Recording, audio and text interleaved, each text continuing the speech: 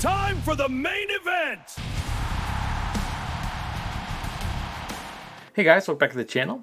Looks like we got a patch for Dead or Alive 6 last round, late last night, and it added in 4 new costumes for a certain character, and we're going to get 4 new costumes for 3 other characters in the month of July. It looks like they have a little roadmap of who's getting what first. Let's go over to their website, check it out, and then we'll look at the costumes that got added late last night, along with the patch that we went over the day before, because everything I went in that last video was in that patch last night. Alright, let's check it out.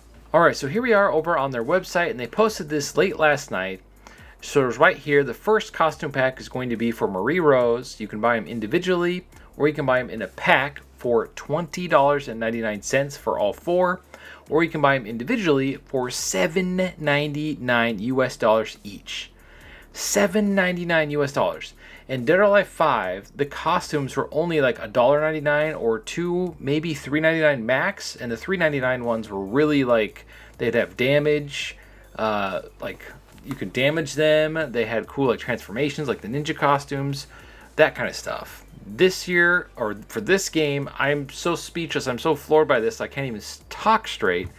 It looks like they're going to charge $8 a costume. That's before tax, and I don't know what that converts to your currency, but to me, that's insane. That's absolutely insane. Now, obviously, there's the diehard fans that will support this game no matter what, just like the wrestling game fans will support the 2K games no matter what, because it's the only wrestling game in town. There are certain characters that I would probably pay the $20 for, so I can't really speak on this. Marie Rose is probably one of my least favorite characters and least used characters. So for me, it's like, and all the costumes are just like color swaps. They're not even different.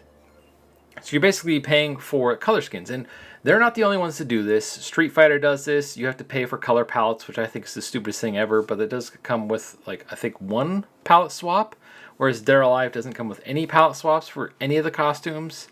I don't know, man. It's just, I don't know if this is how dire the franchise is to where they have to charge this high price for these costumes. I don't know what's going on. But anyway, to each their own. Hopefully the costumes get better going forward. I like how you can buy them individually. You couldn't do that before on the PlayStation. You could on Xbox. I don't know. I don't know how I feel about this, but I am excited that the game is getting support. It's just, holy crap, these prices, man. You're not helping the game.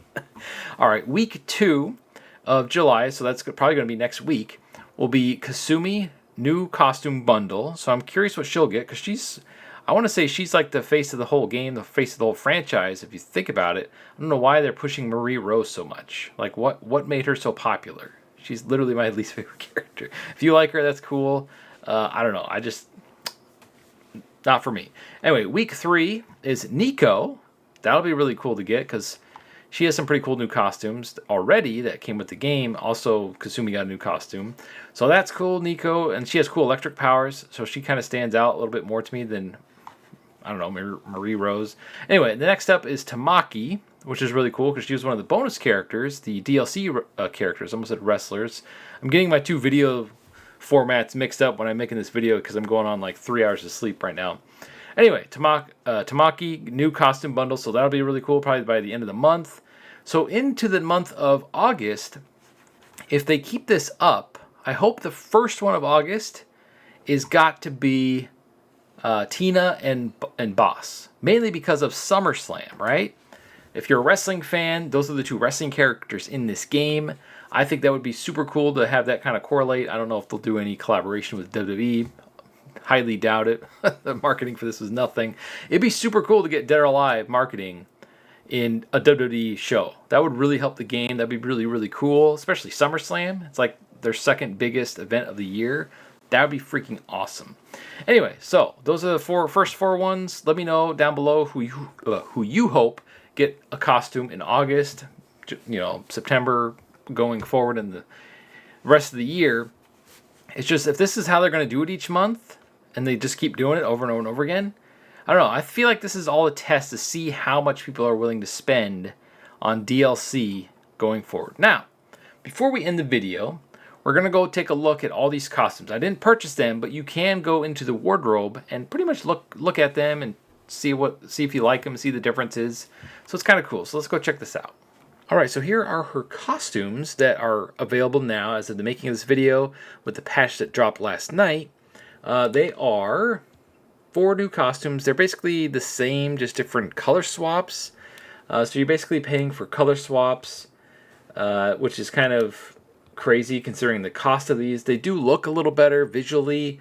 There's more going on with them. They're not just all generic. Hopefully, if they're going to do it this route, hopefully each character gets unique costumes designed around that character. Because what they were doing with Dead or Alive 6, there was a couple cool costume packs, but everybody had like the same pirate suit. All the characters had the same dress suit, everything. The bunny suits, they were all kind of similar. I mean, they were a little different, but hopefully if they're going to go this route, each one is designed specifically for the character. Like something to match their whatever they're going for. So hopefully Tina's is awesome like wrestling gear, and Boss also. Those are my 2 favorite characters. Hopefully Honaka gets some really cool stuff. Any other characters in the game, Kasumi, Rachel, Momoji, all of them, I hope they all get really cool stuff catered to them and like what they're from, like what they do, like stuff like that.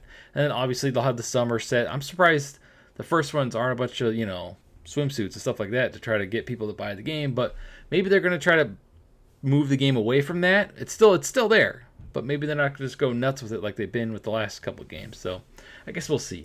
But anyway, so here are the costumes in question. I'm not going to spend $20 on this one. I think there's only like 2 characters that I would actually purchase, and it depends on if they're really cool or not. That's obviously Tina Armstrong, probably Honaka, depending on what it is. Like, I want futuristic stuff. I want ninja stuff. Like, stuff like that. And, of course, the summer stuff. You know what I'm talking about. But, cool things. Like, I want more original cool content. Like the Halloween costumes. The Halloween costumes were probably the best costumes in Dead or Alive 5. I miss those. Those were freaking cool. They like, went out of the realm of normalcy. And I like the ones where they did crossovers with, like, Samurai Warriors and Dynasty Warriors. Do more stuff like that. That was really cool. I want stuff like that. And then the collaborations, like the Ryza collaborations. There's so many cool things they could do, but then when you do collaborations, unless they own the IP, it's kind of hard to keep them in the game the following games. Like, by having Mai Shiranui in the game, we should be able to use her iconic look for any character. Like, any costume should be swappable. If you're going to charge $8 a costume, I should be able to use them for any character, not just one. That would be really cool, and it would kind of set them up for if they add a character creator in Dead or Alive 7, which is what I hope they do. So anyway, without further ado, let's go on to the patch notes. Alright, so here are the patch notes. They're pretty much the same as the video I went over a couple days ago when they were saying in the upcoming patch. I had no idea it was going to be the following day or the night of. Like, it was pretty crazy. So anyway, here we go. So data transfer version 1.01a. Data transfer fixed on Xbox controllers. You can now use arcade sticks if you missed the last video I made on this for both the PlayStation 5 and the Series X. Fixed a bug where controller settings would not save correctly across all platforms. Additional miscellaneous bugs fixed across all platforms. The other ones are graphics fixed on PS5 and Xbox. Fixed a bug that caused display glitches at the top, bottom, left, or right edges of the screen in certain stages, probably that stage with Ouroboros. Fixed a bug that caused the game display to become distorted in Lost Paradise. Yeah, that's the one I was talking about. Photo mode fixed a bug where restarting a multi-level stage at the moment the level was changed would cause the danger zone animation to stop playing correctly. Arcade time attack fixed a bug that sometimes prevented the victory animation from playing incorrectly in arcade mode. Arcade time attack mode. Costume. Added costumes, Marie Rose, Night of Roses 4 costumes. And then additional miscellaneous bug fixes. So there's the news for today. Are you sticker shocked by these prices of these costumes that were originally $199 and $299 back in Dead or Alive 5? Heck, I think even Dead or Alive 6 prices were better than this. For a whole set of costumes for pretty much every female character, it was like $20. It's insane, these new prices for these packs. Like, I don't know what they're thinking. Hopefully we'll get a discount. Maybe they're aware of the entire industry is going to go digital soon, so they can control the pricing however they want. And if you want it, you're going to have to pay. And it's a little grim looking into the future of an all digital well, future of video games. Anyway, I blattered on long enough. Thank you for watching. Sound off in the comments below, and as always, stay frosty.